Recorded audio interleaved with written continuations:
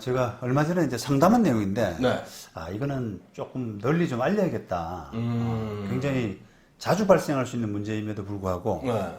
이게 잘 안 지켜지고 있는, 제대로 소홀히 되고 있는 이런 문제라고 봐서 오늘 긴급하게 한번 영상 촬영하자 그랬는데, 네. 우리가 세입자를 끼고, 아니면 아파트 같은 경우에, 세입자를 끼고 매매하는 경우. 갭 투자라고 할 수도 있죠. 뭐, 그렇죠. 전세금을 끼고 네. 그렇습니다. 매매하는 거. 네. 그래서 예를 들면 아파트가 이제 10억인데 전세 보증금이 7억이다.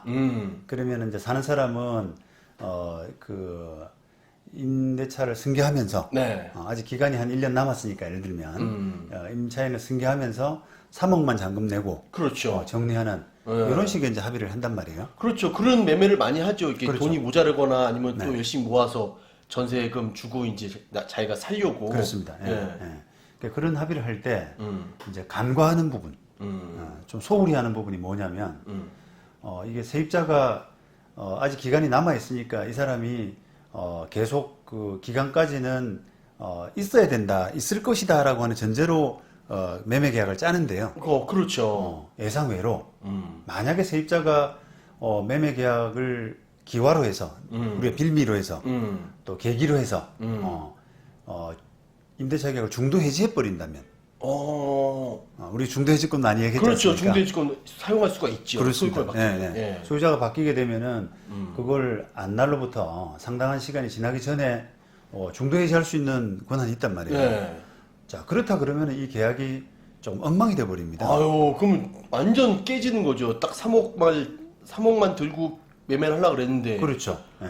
나가면 10억을 다 내야 되니까. 예, 그렇죠. 예. 10억을 다 내야 된다라고 하는 부분은 이제 좀 어폐가 있습니다만, 네. 어쨌든 3억만 준비하고 잔금 치르기로 계획을 했다가 네. 세입자가 나간다 그러니까 이 나가게 되면은 매도인이 기존 임대인이죠. 기존 임대인이 보증금을 물어줘야 되거든요. 네. 그러고 나서 그 예를 들면 7억이지 않습니까? 그게 네. 7억을 물어주게 되면은 이 매도인은 지금 3억만 받고 계산이 안 맞게 되잖아요. 많이 안 도무지. 맞죠. 네. 그러면 이제 이런 사태가 만약에 발생했다. 실제로 이제 이런 사태가 발생해서 저한테 이제 상담이 왔고요. 네. 그 이제 제 같은 케이스는 그 임차인이었거든요. 세입자였는데 자기 나가고 싶다는 거예요. 기간이 좀 많이 남았는데 자기 사정이 있어서 나가야겠다고 생각하던 차에 마침 매매가 됐다는 겁니다. 그래서 그걸 계기로 해서 해지권을 행사하면은 어떻게 되느냐라는 걸 물어보셨는데 당연히 해지할 수가 있죠. 네, 그렇죠. 그러면 이제 문제는 이제 이 세입자는 나갈 수 있고 매도인 또 기존 임대인 이런 사람들 이 사람은 보증금을 물어줘야 될 돌려줘야 될 책임이 있는데 그렇죠. 문제는 이제 매매 계약입니다. 매매 계약은 그러면 이 예상치 못한 복잡해지네요. 이런 사태를 맞이해서 매매 계약은 어떻게 되느냐라고 하게 되면은 아직은 정확하게 이게 뭐 사례나 이런 것들은 정확히 없는데 네. 매수인이 뭐 7억을 바로 물어줘야 된다는 예를 들면 이제 매수인은 임차인 승계하고 3억을 지급하고 이전 등기 받기로 한 게 그게 약속이지 않습니까? 그렇죠. 원래 그런데 계약은 예상외로 이제 세입자가 이렇게 도망가 버리는 뛰쳐나가 버리는 이런 사태가 발생했을 때 그러면 매수인이 7억을 더 주고 이전 등기를 받아야 되느냐? 그건 아니라고 봅니다. 법적으로. 제가 판단을 고민을 좀 해봤는데요. 그거는 의무까지는 없다. 그러니까 3억만 주고 그 이전 등기를 받을 수 있지 않을까? 그럼 전세금은 어떻게 합니까? 그러니까 이제 그걸 어떻게 하느냐라고 하게 되면 매도인이 알아서 세입자를 넣든지. 맞춰서 바꾸던지. 그렇죠. 예. 그래야 될 어떤 법률 관계가 아닐까 그런 생각이 듭니다. 그러면 이 계약이 좀 미뤄지는 거 아닙니까? 보내고 다시 들어와야 되니까. 그렇지는 않아요. 예, 법률 관계가 그렇게 마음대로 이제 뭐 그렇게 합의해서 서로 연장하고 하는 건 좋은데 뭐 어쨌든 뭐 예상치 못한 상황이니까 그 상황에서 야, 이거 좀 다른 세입자 넣을 때까지 좀 연기하자 이렇게 해서 합의가 돼서 진행되면 참 좋은데 매수인 입장에서는 나는 그럴 수가 없다.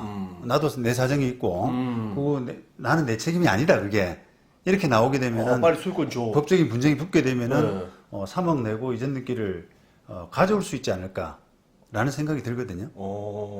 그러니까 이제 그런 만약에 물론 정확하진 않습니다만 네. 그렇게 될 수밖에 없지 않나라는 게 제 판단인데 만약에 이제 그렇게 된다면 제 말씀대로가 맞다면 이런 사태의 어떤 책임 그다음에 불똥 이런 것들은 매도인한테 뒤지 않습니까? 그렇죠. 그렇죠. 어이구. 이거 10억짜리를 3억 받고 넘겨줘야 되고 그다음에 새로 세입자를 빨리 맞춰야 되는 그런 책임까지 몽창 다 매도인한테 돌아오니까 매도인이 큰 짐을 지게 되는 거예요. 그렇죠. 그죠. 네. 그러니까 이제 이런 그 계약을 할 때 세입자를 끼고 매매 계약을 할 때는 매도인이 이런 식으로 계약을 해서는 안 된다.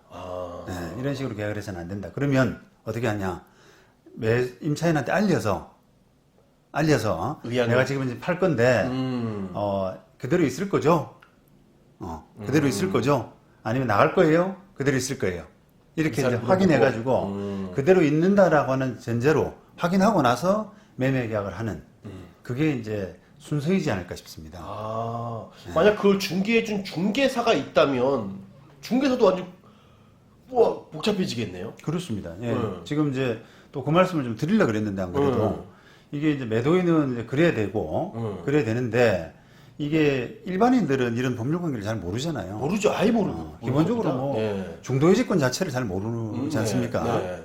그러다 보니까 이제 지금 말씀드린 부분에 대한 어떤 그 어레인지라든지 설명이라든지 이런 부분들은 공인중개사가 반드시 해야 된다라고 저는 봅니다. 공인중개사가 전문가이기 때문에 그래서 매매 계약을 하기에 앞서서 이거는 이렇게 그냥 임차인 승계하고 3억만 지급하고 계약한다 이런 식으로 계약을 체결해버리는 순간 문제가 생기는 거예요. 그렇죠. 확인 안 하면. 그렇죠. 세입자가 예상 외로 중도이지를 해버리게 되는 그런 상황이 되게 되면 계약이 뒤죽박죽이 돼버리거든요. 그러다 보니까 중개사로서는 이게 그 계약 체결에 급급해서 무조건 도장만 찍으려고 하지 말고 일단 순서가 세입자를 끼고 있는 뭐 주거용 주택 보증금이 많이 있는 이런 주거용 주택 같으면은 세입자한테 좀 확인해서 미리 전화로라도 확인해가지고 녹음하고 지금 매매할 수도 있는데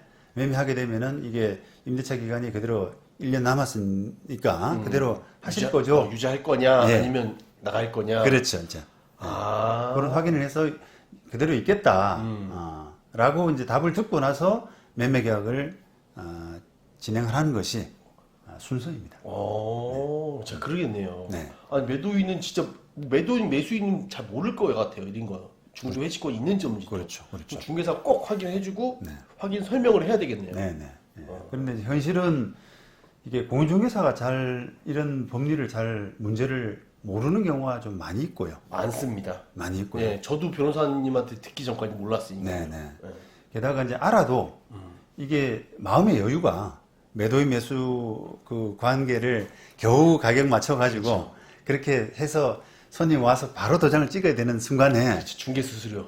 예, 그 임차인한테 전화해가지고 그거 미리 사전 확인하고 그렇게 한다는 게 쉽지가 않다고 생각을 하는 거죠, 이제. 예.